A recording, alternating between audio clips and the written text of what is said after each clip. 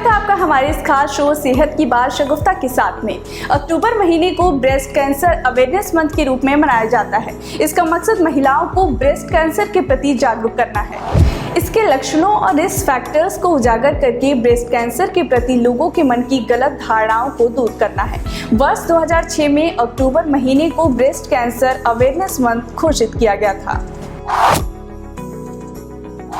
World health organisation के मुताबिक breast cancer महिलाओं को होने वाला सबसे कॉमन कैंसर है। ये दुनिया भर में हर साल 2.1 मिलियन महिलाओं को प्रभावित करता है।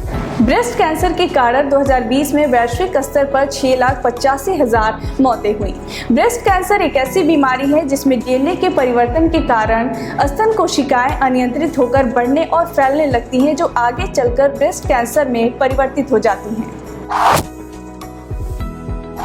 ब्रेस्ट कैंसर के दो प्रकार होते हैं। पहला इन्वेसिव ब्रेस्ट कैंसर, दूसरा non invasive breast cancer. Invasive breast cancer तेजी से फैलता है। यह कैंसर डक्ट वॉल के जरिए स्तन में फैलता है। 80% breast cancer invasive ductal carcinoma होता है। नॉन इन्वेसिव ब्रेस्ट कैंसर स्तन के डक्ट्स के अंदर ही होता है।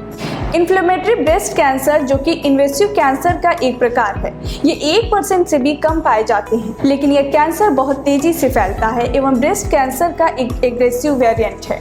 पेजेट्स डिजीज में निप्पल के एरिया में अल्सर बन जाता है तथा यह एक प्रकार का नॉन इन्वेसिव केस है। ब्रेस्ट कैंसर के सिम्टम्स की बात करें तो सबसे कॉमन लक्षण स्तन में दर्द रहित गांठ होना है। हालांकि यह जानना भी आवश्यक है कि हर गांठ का मतलब ब्रेस्ट कैंसर नहीं होता है। इसके अलावा निप्पल से खून का आना, स्तन के आकार में परिवर्तन होना, निप्पल का अंदर की तरफ जाना भी ब्रेस्ट कैंसर के लक्षण हो सकते हैं। इनमें से किसी भी लक्षण के होने पर डॉक्टर से संपर्क करके जाँच जरूर करवाएं। ब्रेस्ट कैंसर की 4 स्टेज होती हैं। स्टेज 1 और स्टेज 2 अर्ली स्टेज होते हैं। स्टेज 3 एडवांस स्टेज होता है।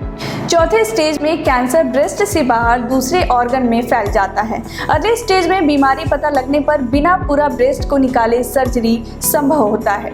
अर्ली स्टेज में कीमोथेरेपी के बिना भी इलाज संभव होता है। ब्रेस्ट कैंसर की पहचान करने के लिए doctor mammography, x ray, breast ultrasound एवं बायोप्सी की सलाह देते हैं, जिन्हें बिना किसी संकोच के करवाना चाहिए। ब्रेस्ट कैंसर 40 वर्ष से ऊपर की महिलाओं में अधिक देखने को मिलता है। इसकी जांच के लिए मैमोग्राफी, एक्सरे और अल्ट्रासाउंड करवाया जाता है। बायोप्सी टेस्ट में ट्यूमर का एक बारीक टुकड़ा निडल के सहारे निकालकर पैथोलॉजी जांच के लिए भेजते हैं। बायोप्सी से कैंसर को कंफर्म किया जाता है। वर्ल्ड हेल्थ ऑर्गेनाइजेशन के अकॉर्डिंग मोटापा, शराब या धूम्रपान का अधिक सेवन ब्रेस्ट कैंसर के खतरे को बढ़ाता है।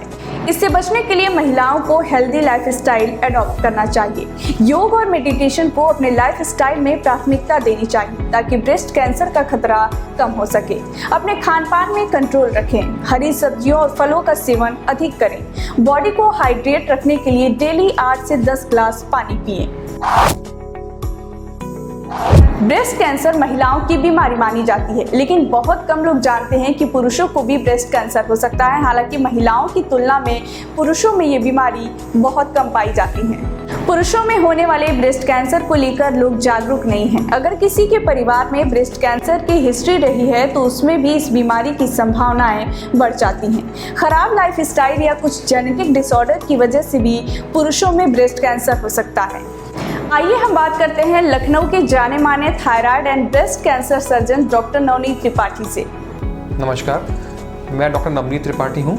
मैं यहाँ लखनऊ में हेल्थ सिटी हॉस्पिटल में एंडोक्राइन एवं ब्रेस्ट कैंसर सर्जन हूँ। जैसे कि शगुफ्ता ने आपको बताया कि ब्रेस्ट कैंसर महिलाओं में होने वाला सबसे कॉमन कैंसर है और अक्टूबर का महीना हम लोग पूरे वर्ल्ड में ब्रेस्ट कैंसर अवेयरनेस मंथ के रूप में ऑब्जर्व करते हैं। तो इस बारे में मैं आपको 2-3 चीज़ें बताना चाहूँगा। पहली चीज़ ये है कि ब्रेस्ट कैंसर को शुरुआती स्टेज में अगर हम पकड़ लेते हैं तो उसको ट्रीटमेंट बड़ा आसान होता है और इसको करने के 3 तरीके हैं। पहला है अवेयरनेस। महिलाओं में उनको ब्रेस्ट में कोई भी किसी तरह की कोई अगर दिक्कत आती, जैसे कोई गिल्टी आती है, निप्पल में ब्लड आना, अल्सर होना या ब्रेस्ट की स्किन का मोटा हो जाना, किसी भी इस तरह के सिम्टम्स आते हैं तो अपने नियरेस्ट पॉसिबल गायनिकोलॉजिस्ट को या ब्रेस्ट स्पेशलिस्ट को दिखाना चाहिए। तो ये तो रही बात अवेयरनेस की। इसके अलावा मैं बोलना चाहूँगा कि 20 साल की उम्र से हर लड़की को या हर महिला को अपने स्तन का सेल्फ एग्जामिनेशन महीने में एक बार करना चाहिए। इसको हम लोग बोलते हैं ब्रेस्ट सेल्फ एग्जामिनेशन। इसको करने का तरीका होता है जो कि डॉक्टर्स आपको एक्सप्लेन करते हैं। इसके लिए कुछ वीडियोस भी आप देख सकते हैं।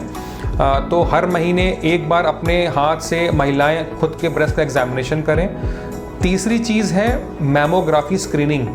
तो हम लोग बात करते हैं कि 40 साल की उम्र से हर महिला को जिसको कोई दिक्कत ना भी हो ब्रेस्ट में, तो साल में एक बार एक्सरे मैमोग्राफी के द्वारा अपने ब्रेस्ट की मैमोग्राफी करानी चाहिए।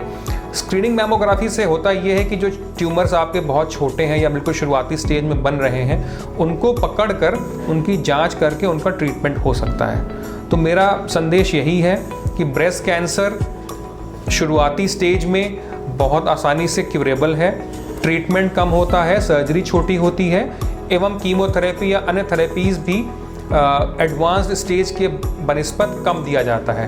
तो ब्रेस्ट कैंसर सर्जरी अमूमन 2 प्रकार की होती है। जो पहली प्रकार की सर्जरी है उसको हम लोग बोलते हैं मैस्टेक्टमी, जिसका मतलब होता है कि पूरा ब्रेस्ट को निकालना। जो ट्यूमर्स साइज़ में बड़े होते हैं, जहाँ पर ट्यूमर्स एडवांस स्टेज में होते हैं, वहाँ पर मैस्टेक्टमी करना अनिवार्य होता है। आज एक नए प्रकार की सर्जरी भी आई है जिसको हम लोग बोलते हैं ब्रेस्ट कंजर्विंग सर्जरी या ऑन्कोप्लास्टिक ब्रेस्ट सर्जरी। रिसेंटली हम लोगों ने ये सर्जरी करना शुरू किया है, जिसके द्वारा वो पेशेंट्स जो जल्दी जिनका ट्यूमर डायग्नोज हो जाता है, तो उसमें पूरे ब्रेस्ट को निकालने की ज़रूरत नहीं होती है। तो इस सर्जरी से आप ब्रेस्ट जो ट्यूमर होता है उसके अराउंड एक मार्जिन हेल्दी टिश्यू का लेके निप्पल और ब्रेस्ट को बचा के एक बड़ी अच्छे प्रकार से सर्जरी कर सकते हैं। इसके फ़ायदे बड़े हैं। सबसे बड़ा फ़ायदा है कि किसी भी महिला का अगर आप ब्रेस्ट निकालते हैं तो एक बड़ा उसको साइकोलॉजिकल बड़ा इम्पैक्ट पड़ता है।